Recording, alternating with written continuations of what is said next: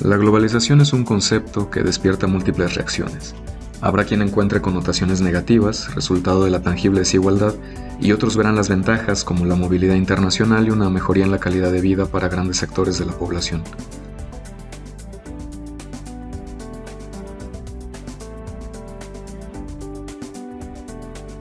Tal vez la forma más simple de comprender la globalización, al menos en un nivel superficial, es a través de sus implicaciones económicas.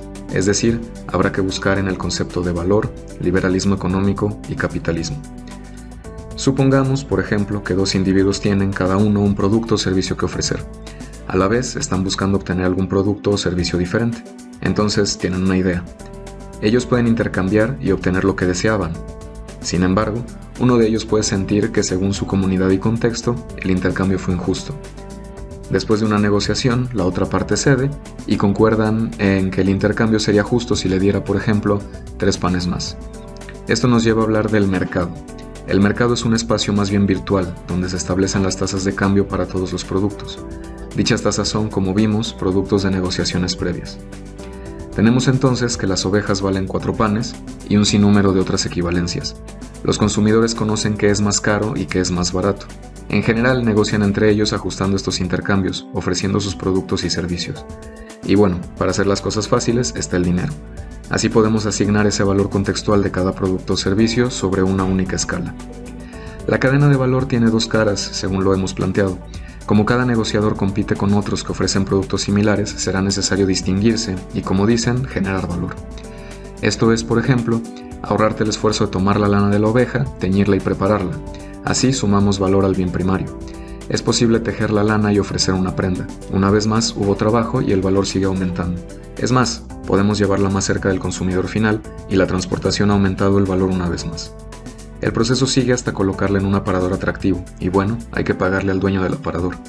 Y finalmente, concretar la compra. Por otro lado, las necesidades humanas se complejizan y derivan en la búsqueda de productos más procesados, implicando este proceso de transformación para prácticamente cualquier cosa que compremos. Supongamos ahora que el consumidor paga, y ese pago debe repartirse entre todas las fases del proceso productivo y de transformación. Cada fase tiene un costo que igualmente se ha ajustado a través de las negociaciones internas de la cadena. Incluso, existen elementos en el proceso que son intangibles, es decir, cuya ventaja podría no apreciarla el consumidor directamente, como la tecnología y, bueno, el conocimiento. El conjunto de todas las transacciones, de los procesos de transformación y de los intangibles se encuentran en el libre mercado. Cada participante oferta y negocia, ofrece ventajas, compite. Idealmente, quien ofrezca el mejor trato será quien obtenga la compra, de manera que la regulación de precios y tasas la hace al final el consumidor decidiendo si compra o no, como se ofertó el producto de su interés. Finalmente, el capitalismo. Este es un esquema económico que favorece y se sustenta en el libre mercado. Así que de tener una empresa y un conjunto de consumidores, esta tratará de alcanzar al mayor número de ellos. Pero la regla del capitalismo es incrementar la ganancia, es decir, reducir sus costos de producción y aumentar el precio de sus productos tanto como sea posible. Cualquiera que sea el camino que maximice la ganancia será adecuado, y la regulación de las prácticas de esta empresa será el mercado mismo y las negociaciones con sus proveedores. En total, en una economía local, tenemos empresas que han dominado el proceso productivo de uno o varios productos para ofrecerlos a una vasta multitud de consumidores. Como esta, habrá otras con el mismo objetivo, completando un esquema de libre mercado en donde ya no participan individuos directamente como vimos al inicio, sino empresas completas. Claramente, el perfeccionamiento del proceso lleva a que dichas empresas amasen grandes cantidades de dinero. Además, al contrario de un individuo, no está negociando con una docena de ovejas ni con unos cuantos clientes. La globalización puede entenderse entonces como la extrapolación de esta economía local al mercado global, donde los países y regiones del mundo son, a su vez, empresas y consumidores, solo que de mayor escala. Es decir, existe un mercado global, potenciado por las tecnologías de la información y del transporte. Pero la aparición de la globalización no sigue de un proceso directo y sin obstáculos. En realidad, los procesos históricos han permitido la conceptualización del libre mercado global. En principio, la caída del socialismo otorga la victoria al capitalismo como el modelo económico correcto, o al menos como el que podía preservar la estabilidad económica.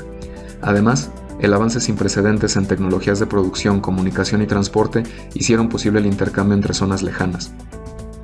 Esto permitió que en cada región del globo hubiera países que destacaron como potencias industriales y permearon sobre sus países vecinos, creando zonas de interdependencia donde varios países coordinan esfuerzos no solo industriales con tal de mejorar la competitividad de la zona, derivando en conceptos como la fábrica mundial y el mercado global, que se refieren claramente a que las empresas o entidades productivas ya no tienen una jurisdicción local y que los clientes se encuentran en todas partes del mundo. Sin embargo, a pesar de que esta extrapolación parece tener implicaciones económicas solamente, en realidad exige cierta alineación de los países, de manera que el sistema político, legal y fiscal también sean similares. Por otro lado, existen recursos cuya ponderación no embona directamente con las bases económicas de la globalización, o que obligan a tomar una perspectiva local, como los recursos naturales, el acceso al agua y a los energéticos. Por otro lado, tampoco existe una sola postura al respecto de la seguridad social, al ahorro o a las leyes en general. La globalización es también totalizadora, es decir, haría muy difícil que un solo competidor se opusiera. Es fácil ver que la influencia de un país tendría consecuencias en la región. Los demás países de la región tratarán de acoplar su sistema legal e incluso su postura sobre temas complejos. A final de cuentas, se verá una parcial convergencia hacia un sistema ideológico y totalizador, derivando en la interdependencia de la que hablábamos, que ofrece serios obstáculos a la soberanía y autoridad locales. Sin embargo, la participación de los países en dicha convivencia no solo impone dificultades, pues, a final de cuentas, la maximización de la ganancia se alcanza permitiendo idealmente beneficios para las poblaciones. Pero la competencia puede fácilmente sesgarse. Podemos hablar de que local y globalmente habrá tres tipos de competidores: el moderno, el tradicional y aquel a quien solo le alcanzan sus medios para subsistir. Este último depende prácticamente de su fuerza y talento para competir, mientras que el tradicional tiene acceso a recursos más sofisticados para mejorar su competitividad. El problema es que los competidores más aventajados tienen en sus manos los recursos tecnológicos, el conocimiento y, tal vez de manera más importante, una gran cantidad de activos. Es decir, que no solo compiten con sus fuerzas, sino con una variedad de recursos que los vuelven prácticamente invencibles. Además, según se ha visto en la práctica, muchas veces cuentan con el apoyo de los gobiernos y los sistemas legales.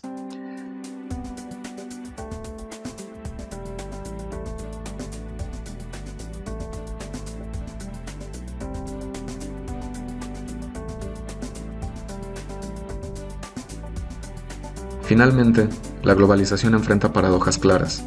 El qué y cómo de la producción son muy claros, pero aún no se sabe para quién o en beneficio de quién se actúa.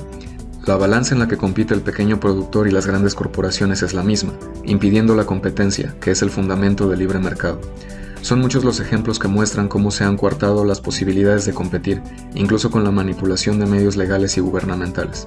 Cómo la maximización de la ganancia deriva en una aproximación maliciosa y sin escrúpulos hacia productores primarios, finalmente atentando contra la dignidad humana de aquellos que en el mercado global no son capaces o no encuentran la oportunidad de competir.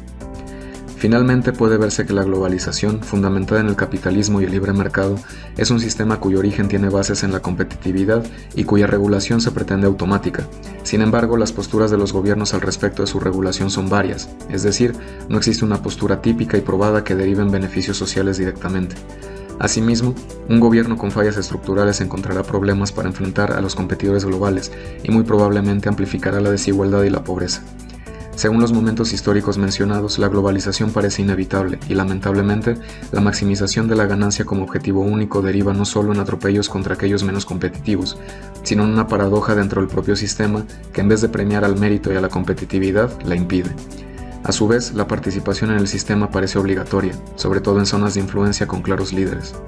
Sin embargo, la globalización no es negativa en todos los sentidos. Vivimos actualmente en un mundo que ha alcanzado la mayor expectativa de vida de la historia, con acceso a recursos de todas partes como medicamentos o intangibles como conocimiento.